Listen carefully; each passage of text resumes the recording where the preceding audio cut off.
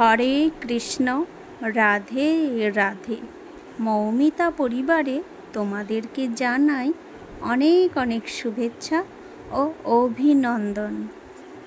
আজকের আলোচ্য বিষয়টি হচ্ছে শ্রী বিষ্ণুর সুদর্শন চক্রের রহস্য। কে দিয়েছিলেন এই সুদর্শন চক্র? আসুন জেনে নেওয়া যাক। প্রজাপতি কশ্যপের প্রথমা পত্নী অদিতির গর্ভে জন্মগ্রহণ করে দেবতাগণ এবং দ্বিতীয় পত্নীর দ্বিতীয়ার গর্ভে জন্মগ্রহণ করে অসুরগণ। দেবতা অসুরগণ বৈমাত্রেয় ভাই, ফলে তাদের মধ্যে কখনোই মিল ছিল না, বরাবরই যুদ্ধ লেগেই থাকত। বর্তমান জগতে ধার্মিক এবং অধার্মিকের দ্বন্দ্ব লেগেই আছে।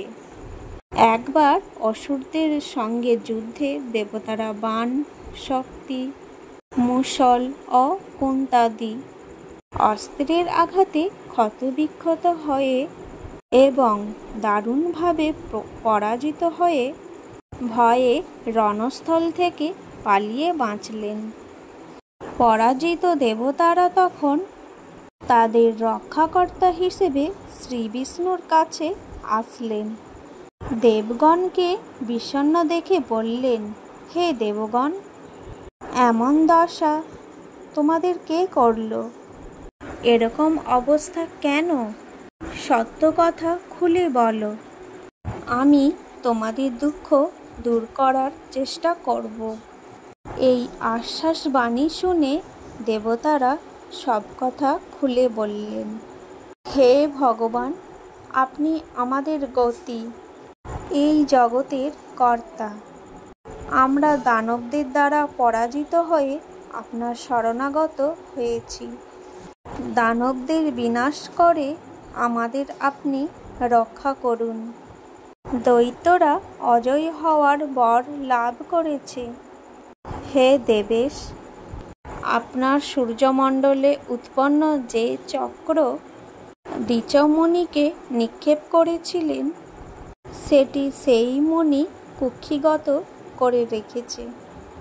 দণ্ড, ধনু প্রভৃতি আপনার অস্ত্রগুলি দৈত্যগণ লাভ করেছে।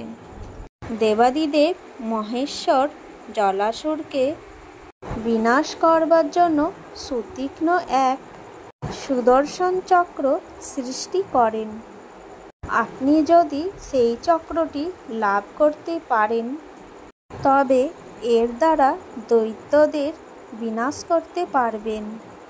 ব্রহ্মাদি দেবতাদের এই কথা শুনে শ্রীহরি তখন বললেন, হে দেবগণ, আর কাল বিলম্ব না করে এসো, আমরা মহেশ্বরের কাছে গিয়ে এই অভিলাষ পূর্ণ করব।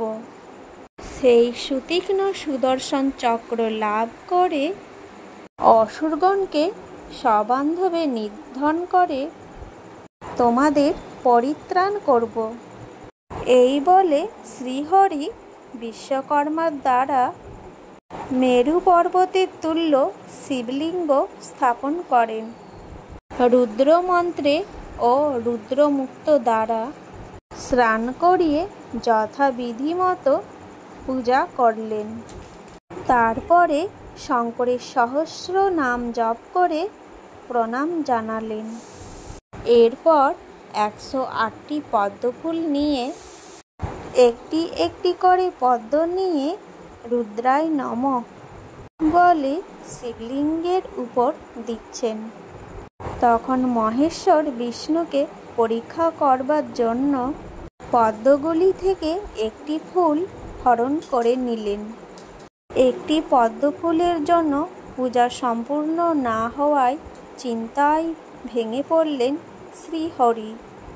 মহাদেব আমাকে ছলনা করছে, এই কথা ভেবে তিনি নিজের একটি নেত্রকমল উৎপাদন করে মহেশ্বরের পূজা করলেন।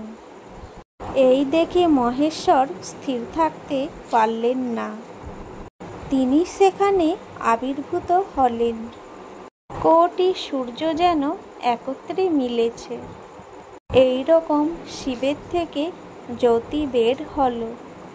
দিব্যকার ভস্মমাখা মহেশ্বরকে দেখে শ্রীহরি আনন্দে উন্মত্ত হয়ে প্রণাম জানালেন। দন্তরাশি তীক্ষ্ণ ত্রিলোচনের এই ভয়ঙ্কর রূপ দেখে ইন্দ্রাদি দেবগণ সেখান থেকে পালিয়ে গেলেন।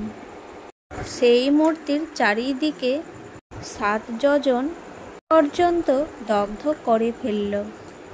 তখনও শ্রীহরি মহেশ্বরের সামনে দাঁড়িয়ে আছেন। এই সব অবস্থা দেখে হেসে মহাদেব বললেন, হে জনার্দন, দেবকার্য সাধন করার জন্য আমি আপনাকে সুদর্শন চক্র দান করলাম, আপনি গ্রহণ করুন। এই কথা বলে মহাদেব শত সূর্যতুল্য সুদর্শন চক্র আর তার পদ্মের সদৃশ্য কমলনয়নও দান করলেন। হরে কৃষ্ণ, রাধে রাধে। আজকের এই ভিডিওটি এই পর্যন্তই থাকলো। সকলেই ভালো থেকো এবং সুস্থ থেকো আর প্রেম সে বলো রাধে রাধে।